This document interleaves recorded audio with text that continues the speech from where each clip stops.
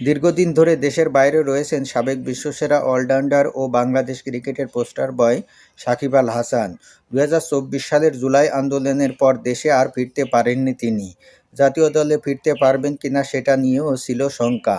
তবে জাতীয় দলে ফেরার দরজা সাকিবের জন্য একেবারেই বন্ধ হয়ে যায়নি। তার বিষয়ে বোর্ড আলোচনা করছে। সাকিব যদি ফিট এবং অ্যাভেলেবেল থাকেন তাহলে নির্বাচক প্যানেল দলে সাকিবকে বিবেচনা করবে। এছাড়া সাকিবকে কেন্দ্রীয় চুক্তিতে রাখারও প্রস্তাব করেছে বাংলাদেশ ক্রিকেট বোর্ড বিসিবি। গত শনিবার বিসিবির বোর্ড সভা শেষে বিষয়টি নিশ্চিত করেছেন বিসিবির মিডিয়া কমিটির চেয়ারম্যান আমজাদ হোসেন। এছাড়া বোর্ডের আরেক পরিচালক আসিফ আকবর বলেছেন সাকিবকে কেন্দ্রীয় চুক্তিতে রাখার প্রস্তাব করেছে বাংলাদেশ ক্রিকেট বোর্ড।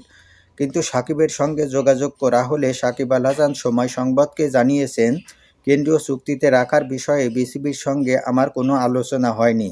আবার এদিকে আসিফ আকবর সংবাদ সম্মেলনে জানিয়েছেন, সাকিবের সঙ্গে অনেকদিন ধরেই আমরা আলোচনা করছি।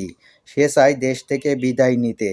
আমরা সবাই সেটা জানি, যার কারণে বিষয়টি আমরা বিবেচনা করেছি। সরকারের সঙ্গে আমাদের কথা হয়েছে। আমরা বোর্ডের পক্ষ থেকে সাকিবকে চেয়েছি। আমাদের বোর্ডের যে চুক্তিবদ্ধ প্লেয়ারদের তালিকা হবে সেখানে সাকিবকে রাখার প্রস্তাব করেছি। সাকিব একটা ব্যান্ড, তার মতো প্লেয়ার ১০০ বছরেও আসবে না। তার প্রতি মানুষের যে ভালোবাসা, সব দিক বিবেচনা করে আমরা তার বিষয়ে চূড়ান্ত সিদ্ধান্ত নিয়েছি। তার প্রতি সম্মান রেখে আমরা তাকে দলে খেলাতে চাই। আইনগত পদক্ষেপ কী হবে সেটা আমাদের বিবেচ্য বিষয় নয়। আমরা প্লেয়ার সাকিবকে নিয়ে ভাবছি। এখন সরকার যদি কিছু করতে চায় তাহলে সেটি সরকারের সিদ্ধান্ত। আবার যদি নতুন সরকার এসে না চায় তাহলে কিছু করার থাকবে না।